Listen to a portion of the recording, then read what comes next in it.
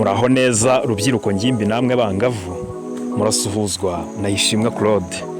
Nk'uko bisanzwe twiyemeje kujya tubagezaho amakuru ya nyayo ajyanye n'ubuzima bw'imyororokere. Uyu munsi wakwibaza ngo turaganira ku ki? Turaganira ku kibazo gikunze kwibazwa n'urubyiruko rwinshi, cyane cyane abahungu bageze mu gihe cy'ubugimbi, aho bibaza bati mbese kwiroteraho ni iki? Tugiye kureba kwiroteraho icyo ari cyo. Kwiroteraho biba ku ngimbi cyangwa se abahungu batangiye gukura, ndetse no ku bagabo mu gihe baryamye. Igihe baryamye amasohoro agasohoka mu gitsina bitunguranye.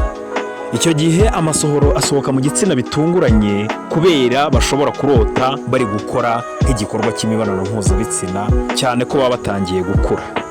Byitwa kwiroteraho kuko iyo umuhungu abyutse asanga ibyo yiyoroshe cyangwa ibyo yambaye byatose.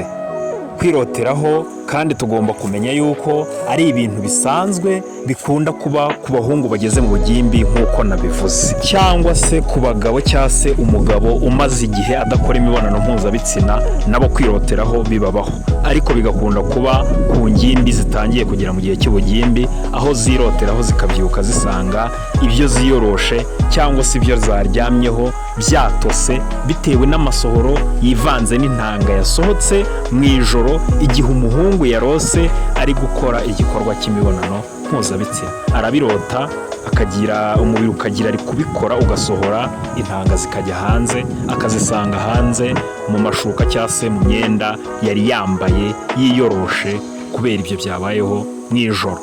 Murakoze cyane kudukurikira, reka tubashishikarize kandi kudukurikira mukora subscribe, like na share, ndetse musangiza ibiganiro byacu bagenzi banyu. Murakoze, Imana ibarinde.